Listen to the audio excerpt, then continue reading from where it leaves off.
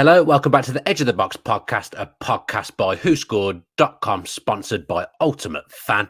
I'm your host, Dan Bardell, here to preview the weekend's Premier League action. And to do that, I'm in the very esteemed company of Sam Tighe and Ali Maxwell. How are we both, chaps? Ali, back first time for a while. You okay? Yeah, I'm just lurking in the shadows, always ready for the call up, and pleasure to be back with two legends of the game. Oh, thank you very much. Sam, you okay? Yeah, very well, thanks, mate. This is my first podcast back for 5 or 6 weeks, isn't it? Congratulations. I mean, I did see you in person a few weeks ago, so I've already said congratulations. Ali, do you need to say congratulations to Sam?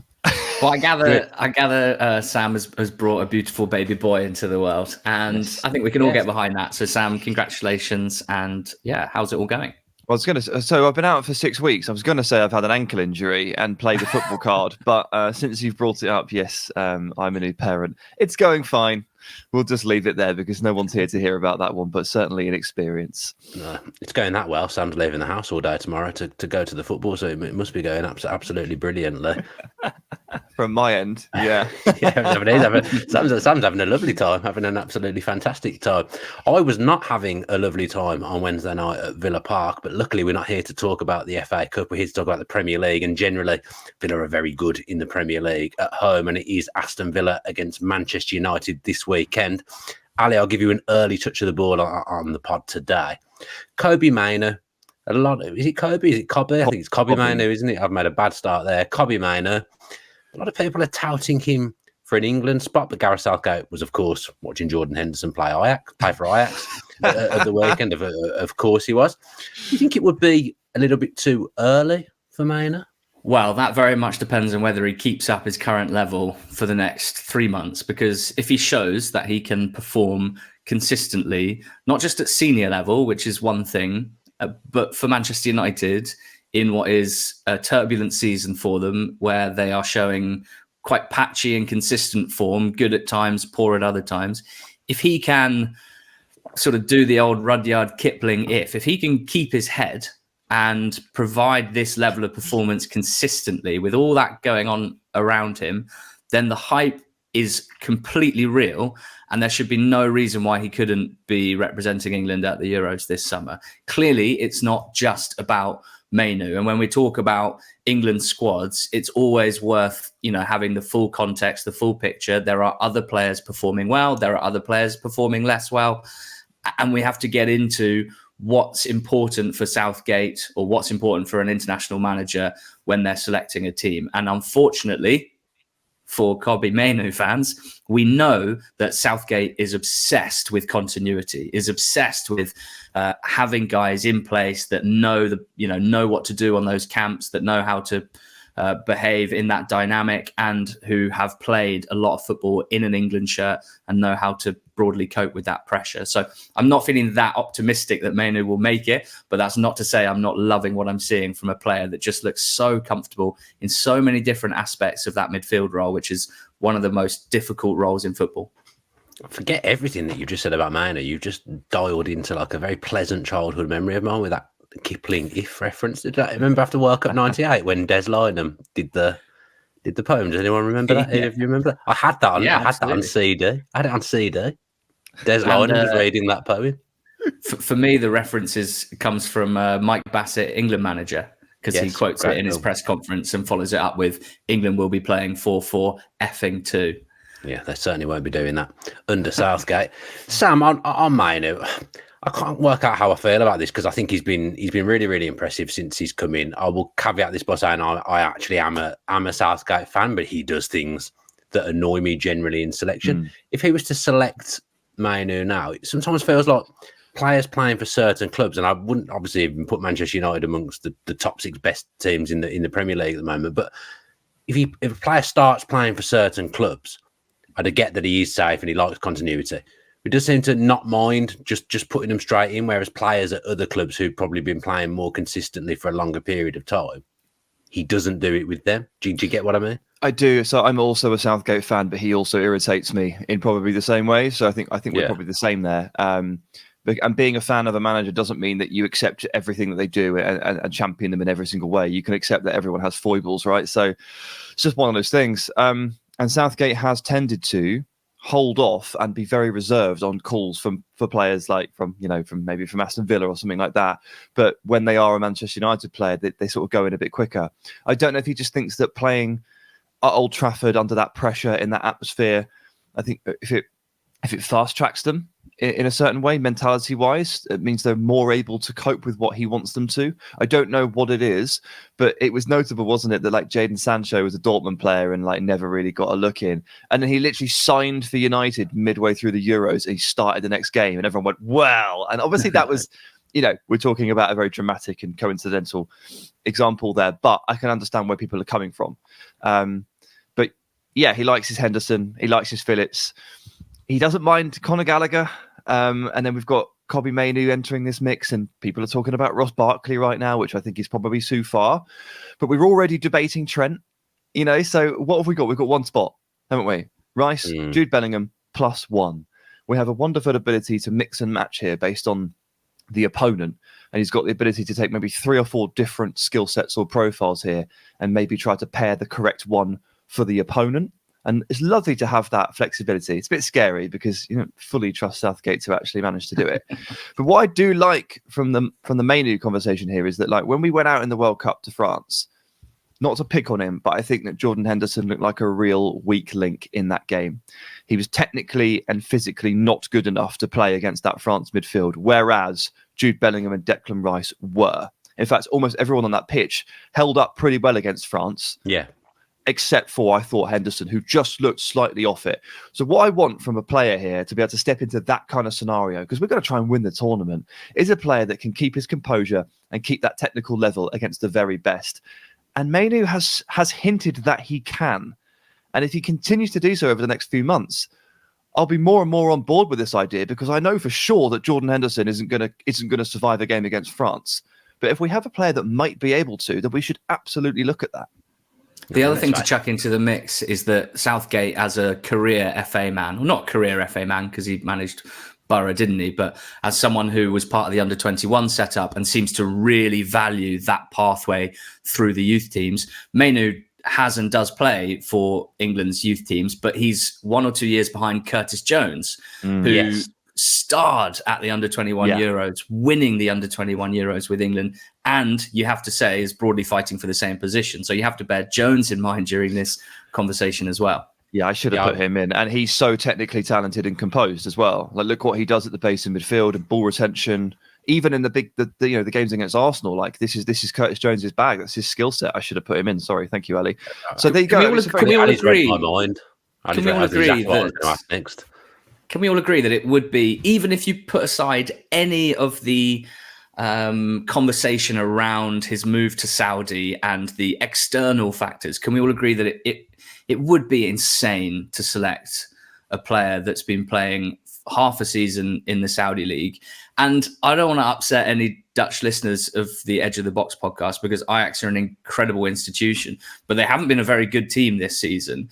And the Eredivisie is at a much lower level than the Premier League. So even if Henderson starts, as he did the other day against PSV, and by the way, I actually understand why Southgate went to watch him. It makes more sense to me that Southgate would go and watch Henderson play in a massive Eredivisie game, his first proper level match for many months, just to see what he's up to, rather than watching Kobbie Mainoo that week, for example, when he's probably got a few more months to do so. So I understand why he would try and work out what Henderson's level is.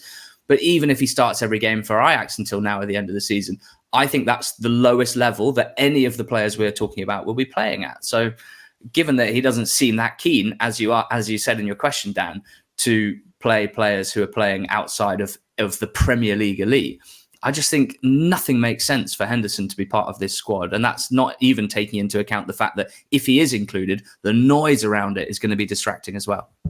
No, I can completely agree with you. And I say you've read my mind with two things there. I was going to say that, and also I was going to say about Curtis Jones. So I don't need to ask those next questions because you've covered it brilliantly there. Let's talk about Rasmus Hojlund then, Sam. Keep scoring after a quiet start to the season. I mean, of course, he's coming to form just as he's about to rock up at Villa Park. That makes complete sense in the football universe. And he scored his first goal in the Premier League against Villa, of course, set them off. Yes. Yeah. What's changed for him, do you think? Because on the face of it, I don't feel like anything's massively changed at Manchester United, but he's changed.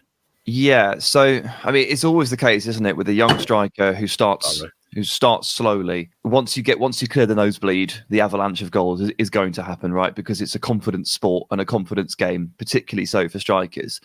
And what they were asking Rasmus Hojlund to do here, which is to step in and play for a massive club in Manchester United, where the pressure of playing as a number 9, a lone number 9 in the Premier League is really, really hard, right? It's one of the most difficult things you can ask someone to do. Centre forward, sole centre forward in the Premier League. He comes in off a handful of games with Sturm Graz and Atalanta, right? And he's like, right, now you play in front of 70,000 people for a super dysfunctional club. Good luck. And of course, it was difficult to start with. Didn't help that they didn't pass to him either. So there's a couple of things that have happened. One, he's got his first goal. Confidence is rolling. 4 goals, 2 assists, all since Boxing Day, all since scoring against Villa, Dan. And then the other catalyst is that I think his teammates have started passing to him. Genuinely, like, they're just passing to him more. Like the goal that Casemiro assisted for him was his first goal that has been assisted in the Premier League. And I think only one of the 5 goals that he scored in the Champions League were assisted as well. The guy's doing it all himself. And well done to him for even getting into those positions to start with. But he has not been helped that much by his teammates. And I'm looking at players like Garnacho here, who do a lot of shooting from the left. He's been moved to the right. Is he shooting less? Is he now, right side, right foot? Is he playing the cutback or the low ball across a little bit more than maybe going for that top corner? It's little things like that that's starting to take shape. Luke Shaw back in the team. They're a better team now with Luke Shaw and Mainoo and Casemiro and Lisandro for that one game. It looked like it was starting to take shape there. And everything that was happening behind him was all just benefiting Hojlund in a small way. And it's all added up, I think, to this. He's taken only Lyle Foster, Mikel Antonio and Jean-Philippe Mateta have taken fewer shots per 90 in the Premier League out of strikers in the Premier League this season. Really? They've played over 600 minutes. And that's going to be slightly down to the striker itself, but that's mostly players who play for teams that don't create good opportunities for them. And I back up Sam 100%. The profile of all of United's other attacking players are players who like to shoot more than pass.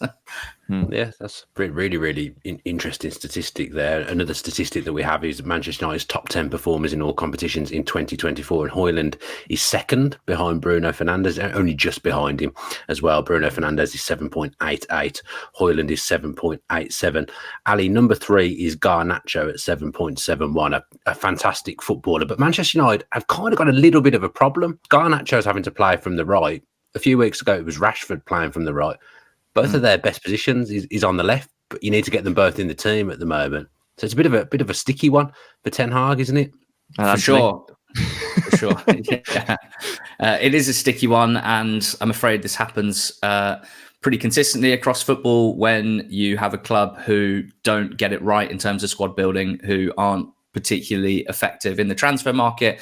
Over a period of seasons, you end up with a squad with round pegs, square holes, etc. And that's where we're at with United. So I'm sure we speak about it every time we talk about them. The solution for Manchester United is a number of good windows back to back, not just one good summer window, albeit it's important that they do that in the summer. So this is what you get. I mean, they're making it work at the moment, aren't they? And Garnacho deserves credit for some of his performances recently, where I feel like he seems to be offering that sort of 360-degree attacking threat, in that he's clearly a dangerous ball carrier and he carries it at such speed in a way that I think terrifies defenders. That's really valuable. He has goal threat, as discussed. He loves to shoot. He's much more penetrative than Antony. Antony slows down attacks. Antony stops the ball. And Antony cuts in and shoots and isn't that good at it. Whereas Garnacho is much more likely to carry it deep into the box to the byline, and that loosens up attacks as well and is better for Hojlund. So he just seems like one of those players that he's got a seemingly fantastic mentality as well. He's just pretty relentless and you can't really keep him quiet. So I think having him in any position is going to be a massive benefit for a United team where Antony, Rashford, etc. Have all had issues this season with their own confidence and execution. We, of course, had that wonderful image against West Ham of the 3 players celebrating, Sam, the three young players. Are they now the 3 kind of players that Manchester United need to build around? Is that Garnacho, Hojlund and Mainoo? It was, yes. Yes. I should have told you that just in case you didn't know. I remember them sitting on the advertising boards, but I was just like, right, just making sure I got the right ones here. I mean, yeah, they're pretty precocious talents, these three. And they've only actually had to pay for one. You know, the United factory is still going. It's still pumping out the talent. It's there if they want to look for it. It's there if they want to utilize it. And so that's probably the most heartwarming part of it from a United perspective, is that Garnacho, you know, and Mainoo have come through the system. Garnacho probably a bit later, obviously, than Mainoo, who's Manchester born and bred. But still, they've come through and they've breached into the first team and they've made that jump. And for Garnacho, like, he's had trouble converting from super sub to 90 degree. I've got your degrees on the mind there, Ali. 90 minute starter, as in 90 minutes, effectiveness. It's hard for players to do that when they start out as someone who's really quick.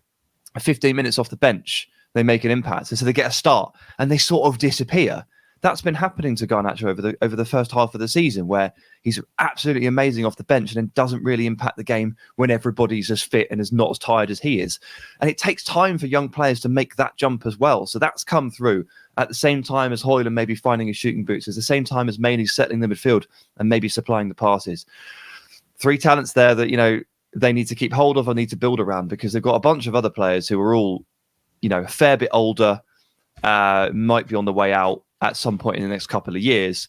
And as Ali says, they need successive windows here where they basically consider what they have around these three players and just buy the right ones to complement them, because goodness me, look at them, they're so good. As ever with modern day Manchester United, Ali, just as things feel like they're going well, anguish is never too far away. And their good run has coincided a little bit with Lisandro Martinez returning to the team.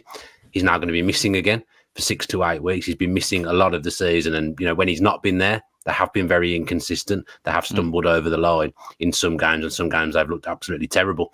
At the back as well, how much of a coincidence do you think it is that him coming back was kind of the catalyst for them doing well, and how much are they now going to miss him? I think if you look at the games themselves and Martinez's input, I think it's a massive bonus having him playing for Manchester United. And I think we should make that very clear. I'm not sure to what extent you weight the impact of his performances over the last few games. I mean, they conceded 2 goals against Newport. They conceded 3 goals against Wolves. Now, they did win both of those games, scoring 4. So it's hard to pick out a centre-back and say, you're the catalyst for those victories. And the 28 magical minutes that he played off the bench against Spurs, they didn't concede a goal. So we'll give him some credit there.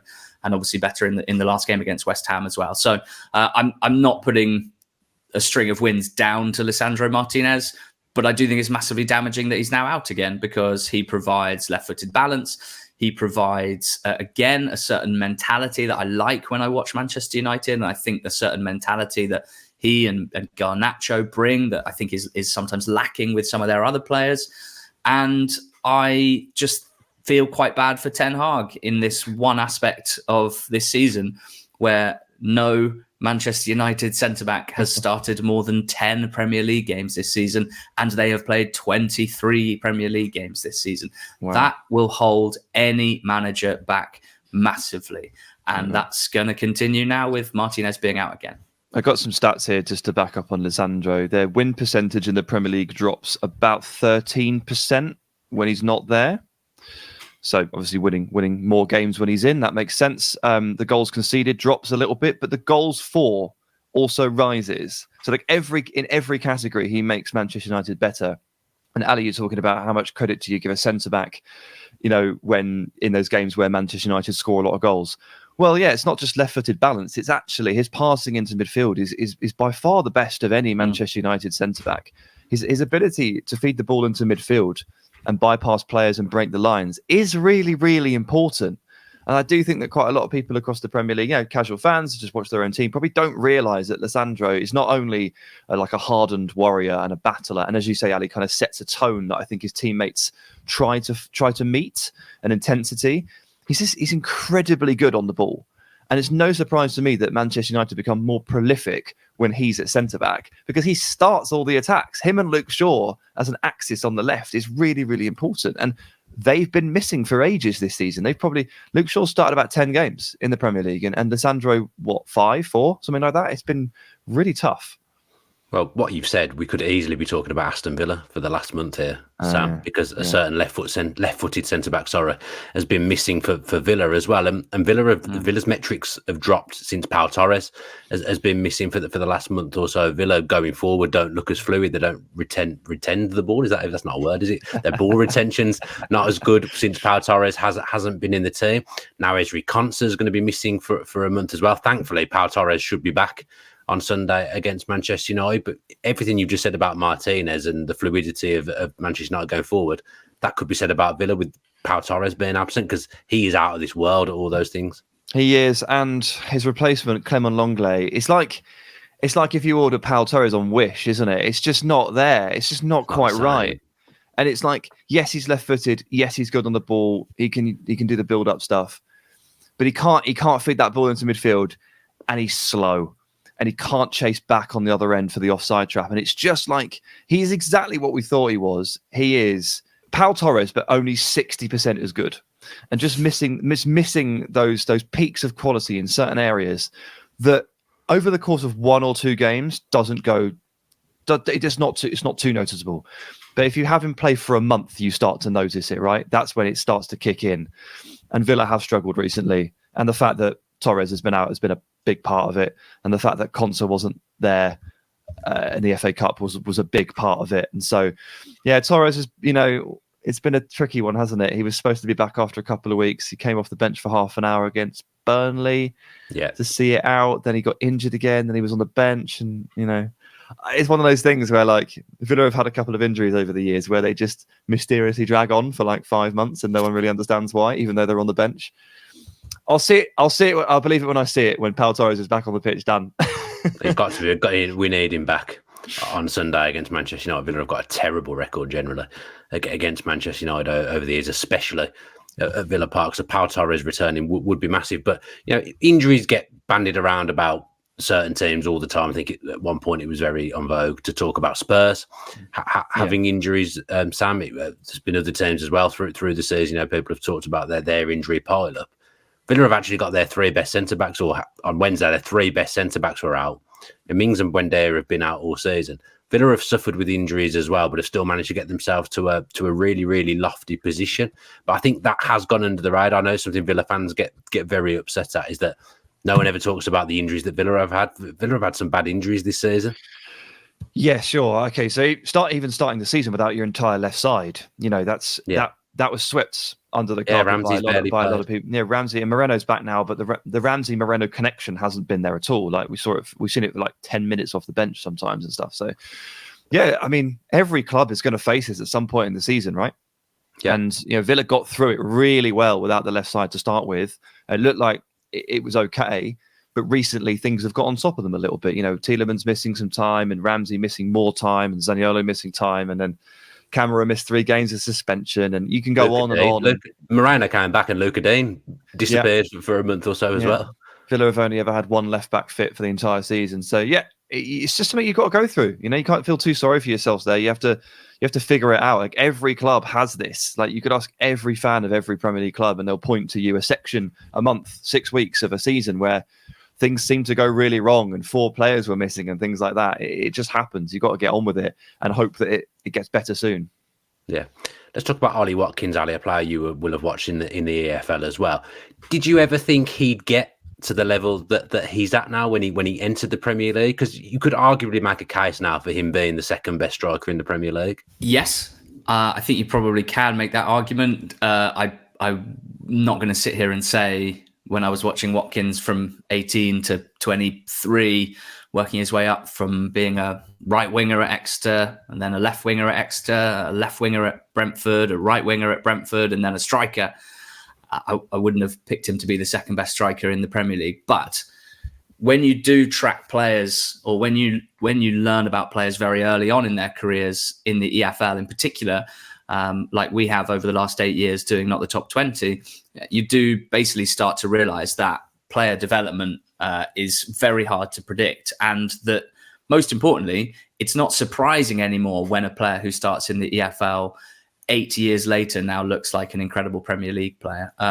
So I'm really pleased that his development has been able to continue, because sometimes when a player starts playing first team football at 16, there's that sense that, maybe their development just comes quite a lot earlier, and then they hit 23, they're 6-7 years into their senior career, and that's probably the point where they've maxed out in terms of how much better they can get.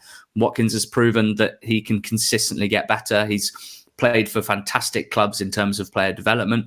Brentford are best in class, really, when you think of how many players they've taken on who other clubs wouldn't have necessarily touched or looked at, and not only got a lot out of them in terms of production, but clearly made them better as football players. So with Villa, with Emery, he's benefiting once again from a club that's just in the right position to make him better, and he's obviously doing his job as well. So it's really exciting. And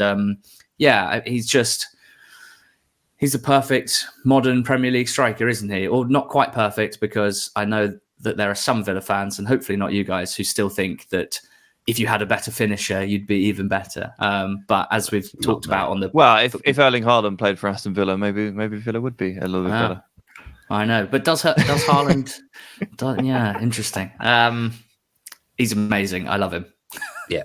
Look, people will laugh at what I'm about to say probably, but I genuinely wouldn't swap Ollie Watkins for any striker in the world for Villa. When I was on Sky the other week, I said that if I was Gareth Southgate, I'd take Ivan Toney as the second striker, because I think he does more things that Harry Kane does in terms of the way England play as well. But for Villa and the way Villa play and what Emery wants, Sam, I genuinely wouldn't swap Ollie Watkins for anyone, because I think he's just perfect. Yeah, I think that for Emery's Aston Villa, Watkins is a better fit than Erling Haaland, and he's a better fit than Toney. And I agree with you that Toney is a much more Kane-like figure, so that would make more sense as a second striker. I've long believed that Tammy Abraham is basically Kane's deputy. Obviously, he's been injured all season, but again, the reason is because stylistically he can do similar things, right? So you have to pair the profile with the system.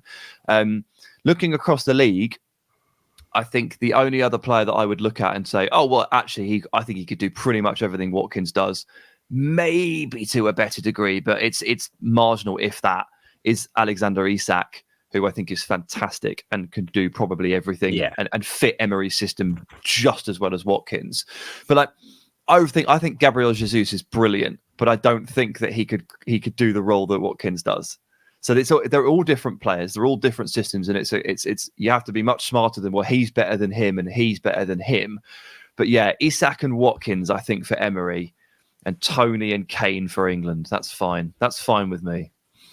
Does Ollie Watkins make the combined 11 of Aston Villa and Manchester United based on the 23-24 league ratings, though? Let's find out. So you think he's in? Well, he's got 10 goals and 10 assists.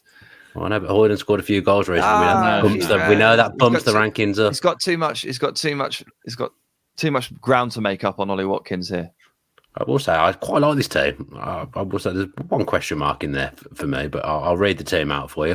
Emi Martinez, of course, in goal. Although actually Onana was the best goalkeeper in the Premier League, according to WhoScored a few months ago. So actually, I'm pleased to see Emi Martinez in there. We've got Dalot, Maguire, Longley, and Shaw as the back four.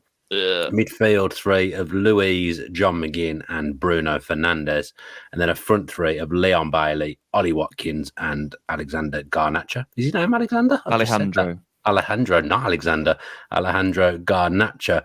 The best rated player in there is Ollie Watkins, 7.32.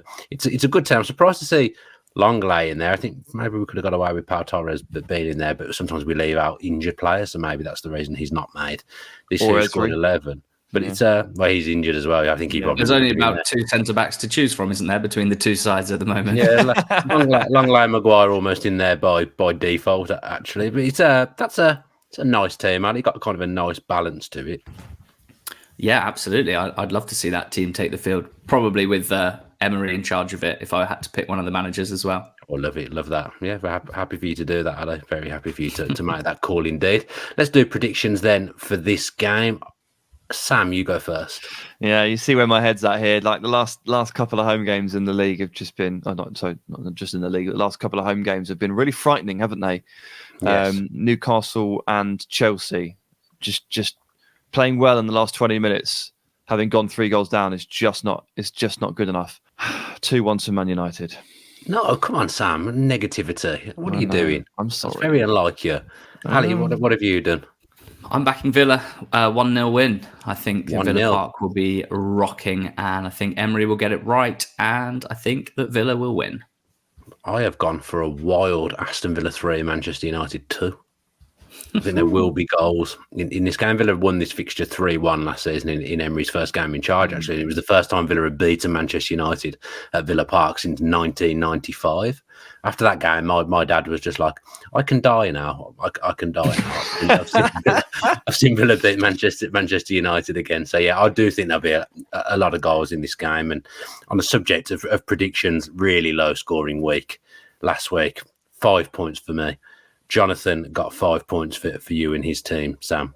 So, yeah, really low. George got an embarrassing 3 points across the entirety of the prediction. So, yeah, not a great week for George. Leaves me on 142, Sam and Jonathan on 123, and Ali and George on 112, really lagging behind going into the business end of the season. It's not yet the run-in, is it? It's not the run-in, but it is the business end. It's approaching. It's definitely approaching. He needs to be rotated out more often. He's obviously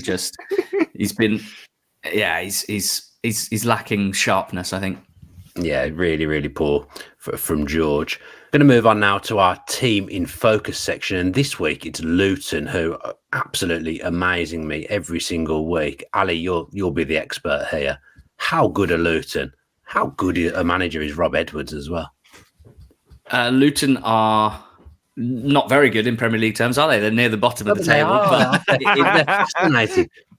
But relative to budgets, relative to expectation, in the context of people looking at the size of the club, looking at a load of names in the squad that they didn't know from previous Premier League seasons and somewhat writing that team off, I think they've been incredibly impressive. And I think that it hasn't surprised me at all. And I'm not trying to pat myself on the back, but I have had the pleasure of covering Luton for many years now. And I do know that this club has something about it, has a certain spirit and mentality that meant I had no concerns that they would ever get into a position where they were losing every single game. You came on here at the start of the season and said that kind of thing. I'm pretty sure I remember that. I remember that too, and I'm glad that left such a mark, Dan. But I mean, I genuinely.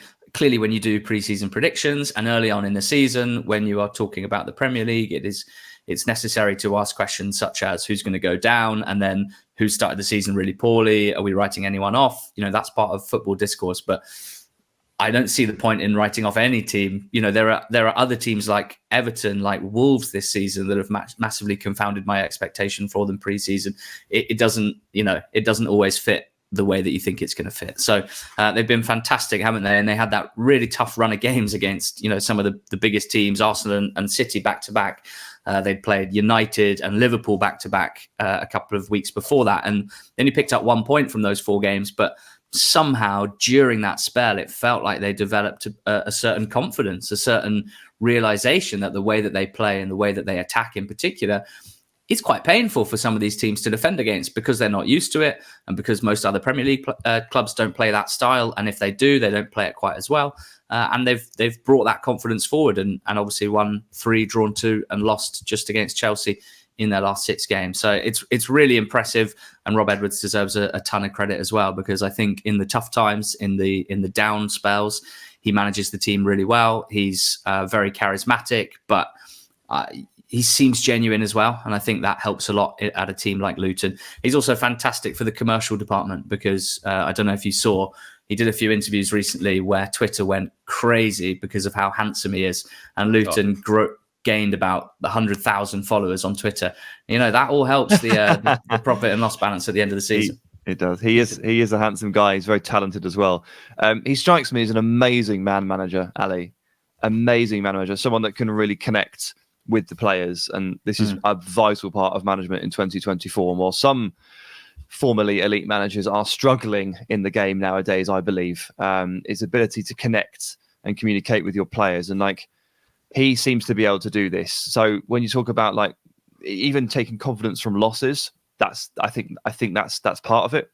That's him communicating with his players and fueling them with belief in their performances and telling them to ignore the result. And then you look at some of the players that are emerging as well and what they've been able to do. And again, that's got to be down to him. You know, they're not just plucking this confidence out of thin air. Like Adebayo isn't basically barreling towards double figures, you know, without help from Rob Edwards, like, you know, cajoling him and telling him, like, you are good enough for this level. Ogbene's return from injury to play on the right at this point, and he's so, like, I have massively underestimated Ogbene's quality. He's really good. He's really good. Given a few fullbacks nightmares in recent weeks. Yeah, he is ridiculously fast, but he's also very, very good. And then, of course, we arrive at the Ross Barkley conversation, and whatever he has agreed with Ross Barkley is working. Okay, I don't know what that, like, but he said in an interview in December, like, you know, there has to be a few non-negotiables with Ross Barkley, but once you get those in place, we can sort of let him spread his wings. And look what's happening.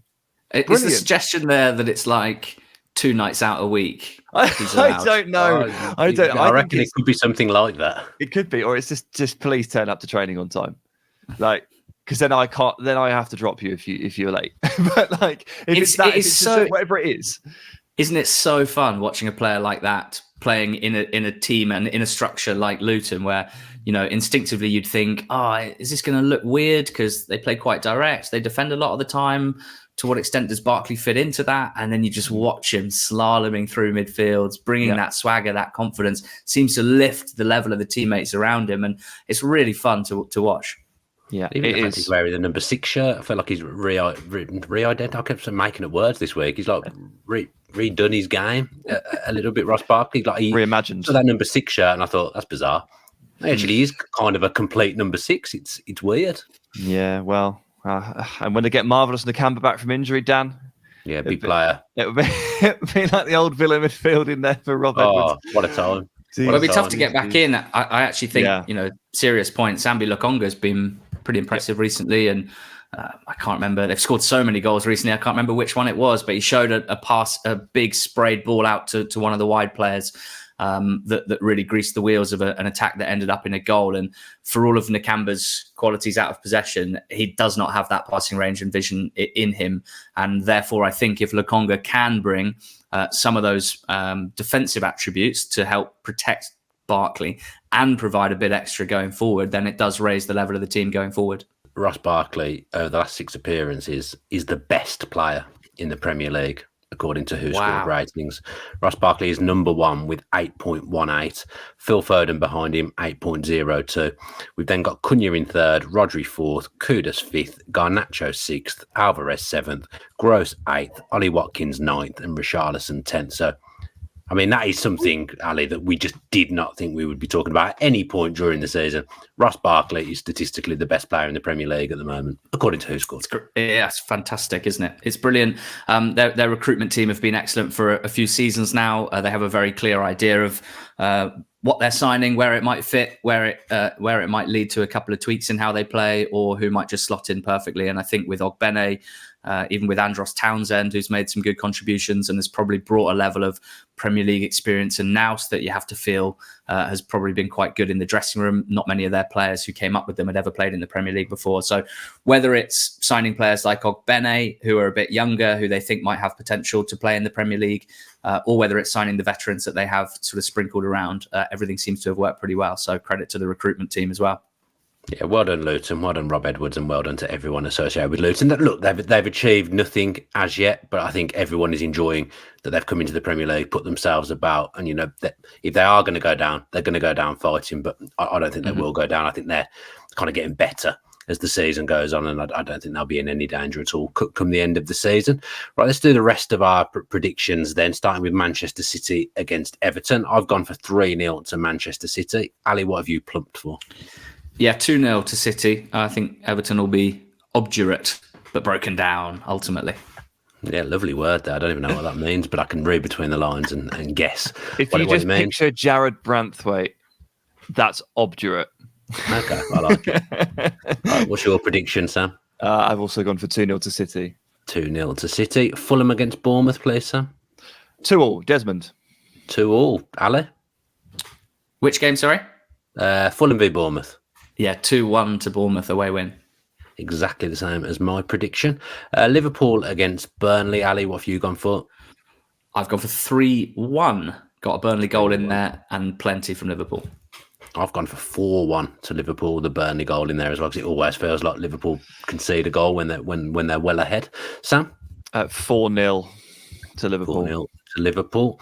Luton against Sheffield United. I've gone for 2-0 to Luton. Ali? Yeah, 2-0 as well. 2-0. Copy my predictions this week. Sam, what have you gone for? 3-1 to Luton. 3-1 to Luton. Don't mind the copy as well, because it keeps the distance the same if the score is right, or whatever the score is. Spurs against Brighton, please, Sam. 2-1 to Spurs. 2-1 to Spurs. Ali? Dan, what have you got? 2-2. I got 3-1 Spurs. 3-1, there we go. Some differentials there. Wolves against Brentford. I've gone for 1-1. Ali? 2-1 Wolves. 2-1 Wolves. Sam? Same. 2-1. 2-1 to Wolves. Forest against Newcastle. Ali? 1-1. Yep, same as me. Same as me. Oh, 3-1-1's lovely stuff. West Ham against Arsenal. I've gone for a away win, 2-1 to Arsenal. Sam? 1-0 to Arsenal. 1-0 to Arsenal. Ali? 2-0 to the Arsenal. 2-0 to the Arsenal. We've done, of course, Aston Villa against Manchester United, and now we're going to have a quick look at Crystal Palace against Chelsea as our final game. I know, well, we both know this, Sam, that Chelsea won in the FA Cup in midweek, but both teams still here feel in a little bit of turmoil, don't they? Yes, definitely. For Palace, it's like a never-ending nightmare, isn't it?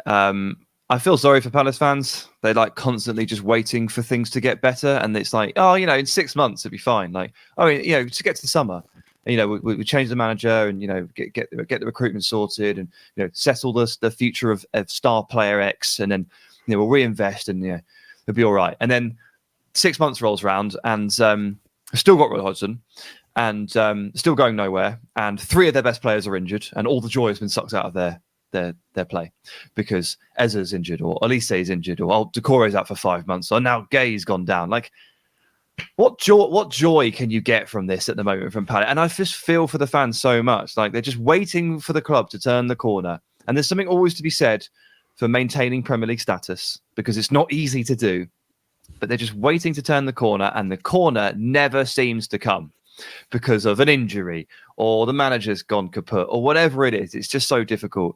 And then for Chelsea, obviously, it's been a bit of that for them too. There have been some bright spots. They do play well occasionally. In fact, for 45 minutes sometimes, they look fantastic. And against Villa, in both games, Dan, they were the better team. Yeah, they were for 70 minutes at least in both games. They were the better team, and you sit there and you watch them at Villa Park on Wednesday, and you just think, why can't you play like this normally? And of course, the question is, well, why can't you finish like this? And it's been the problem all season long. Midfield has worked pretty well in part.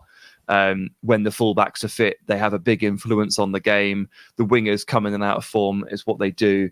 Really, it's that finishing touch. But when it all comes together for Chelsea on a certain day, it doesn't happen that often at the moment, they actually look really, really good. It's the 6 weeks in between those performances that are the really bad bits.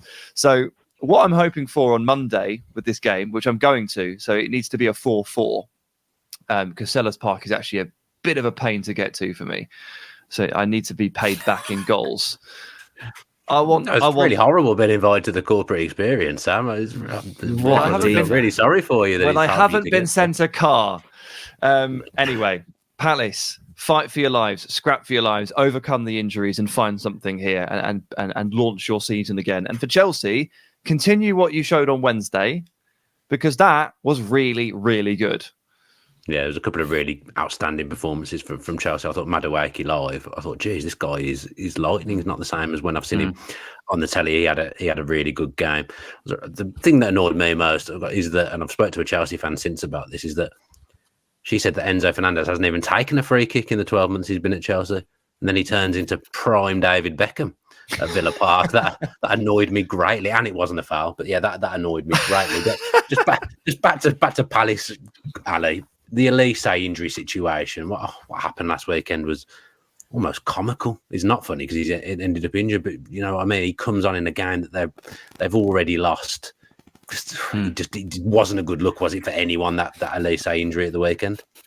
No, and it's hindering him becoming genuinely one of the most exciting, consistent attackers in the Premier League, which is what he's threatened to become. He's a player that everyone loves. He plays in a certain way that is just so aesthetically pleasing and just really connects, I think, with fans, not just Palace fans, but all Premier League fans. And this season, more so than any previous season, he was, take away aesthetics. He was delivering. He has been delivering as well. I think it's 9 goal contributions in 8.4 90s with only 1 penalty in there. So genuinely contributing goals and assists at a rate that he hadn't done previously. And that's quite important for a team who, as Sam has alluded to, are constantly in the 10th to 15th position and who just need to broadly be okay defensively and score just enough goals to stay out of the relegation battle. That's what Palace have done. Sam called it a nightmare and a holding pattern. I mean, some nightmares are worse than others, right? Like sometimes in a nightmare, you die in a plane crash and sometimes you just, haven't revised for an exam. And I feel like for Palace, it's not that bad, right? 10 seasons in a row, they've been in the Premier League finishing between 10th and 15th. It's boring.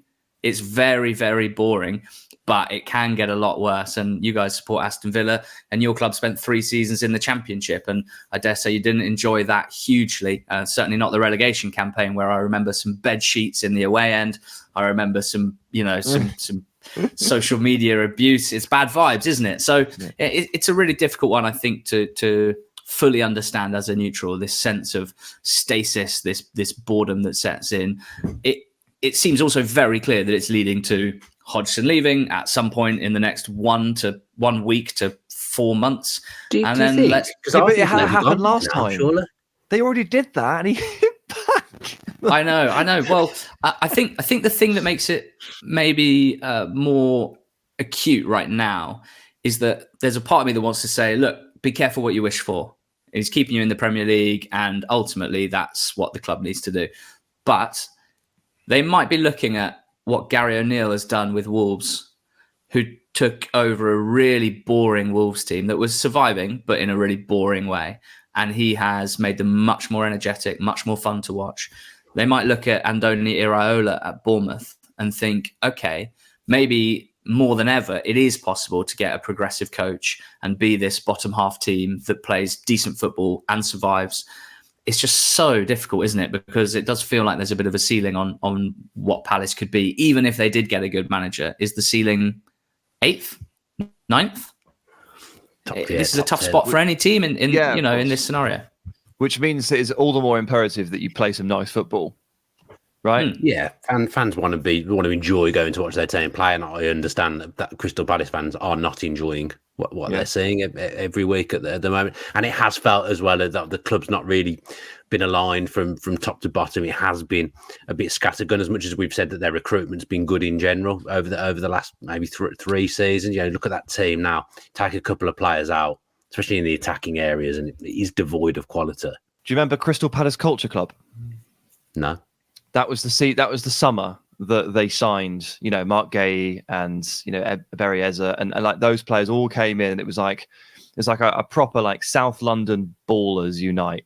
And we, the people, renamed Crystal Palace Culture Club rather than Crystal Palace Football Club, because they were building something, and it wasn't just talent; it was like a vibe, and they were exciting. And you were like, okay, let's go watch Palace. They've got they've got really good young players here, and they're exciting to watch, and they can be thrilling. And Eze and Elise combining is amazing, and Gay's in there, and Doucouré is brilliant. And that next summer he was linked to Liverpool for 60 million. There was an excitement and a vibe around Palace not that long ago, and for kind of the reasons I talked about 5 minutes ago, like for whatever reason it has just kind of disappeared and dissipated, and that's why I feel sorry for the fans. I spoke to a Crystal Palace fan in November or December, so this is before they signed Adam Wharton, but when Doucouré had gone down, and he was like he's a season ticket holder. He's like, I just can't go there every week and watch Schlupp and Will Hughes in midfield. I just can't do it, man. And that's where the sentiment is, right? Yeah, look, I understand. I feel sorry for Hodgson, because I do think he's been a good manager over the years. I almost think it's not his fault that they're this bad. I just think they'd probably be this bad anyway. But they need something. It's a club travelling in completely the wrong direction at the moment. Everyone's pulling in different directions, as well as a fan base, board, manager. It's just no good for anyone at the moment for Crystal Palace. What are you saying for score this weekend, Ale? Well, it's Monday, isn't it? What are you saying for score? Yeah, I think it's a great time to play against Chelsea, and I think there's a bit of a blueprint to beat them at the moment, and I think Wolves absolutely nailed it last week, but I don't feel that Palace are in the right frame of mind to do that, so I'm going to back Chelsea to use a bit of that confidence from midweek, and I think they'll win 2-0 at Palace. 2-0, Sam? I humbly request a 4-4, but I am officially predicting a 2-1 win for Chelsea. Yeah, and I'm going to ruin your day and predict Crystal Palace 0, Chelsea 0. I think I think Chelsea will revert back to type and not be able to put the ball in the back of the net. And I think Roy will be very happy with a 0-0 against Chelsea. Yeah, and there's going to be a problem with the lines for the beer, so they'll be dry as well, Sam. There'll be nothing for you to eat or drink. Trains back could be a huge issue as well. Transport on a Monday night is my days. It could be it could be a horrendous night at Selhurst Park. I personally, even if I'd have been invited in corporate, I would not want to be going to this game. It's going to be tough all round. The conditions, could be snow on Monday. Will the game even go ahead? Oh, don't say that. I can't do snow. I'm checking the weather right now. Yeah, called off just before kick-off. I think this game pitch Monday, inspection. 9 degrees. Shut up. Degrees. Oh, okay. Right then. Let's call it a day on this week's edition of the Edge of the Box podcast in association with UltimateFan. Thanks to the chaps for joining me, and thanks to those of you that have taken in the pod as well, whether it be via audio or video. Wherever you are getting your pod, please subscribe, do all the things that help us, comment, like, everything helps the podcast grow. Stay tuned to the socials as well. There's always some Who Scored content on there. Have a great weekend watching the Premier League action and stay safe. Oh, I don't say stay safe anymore. Why did I say that?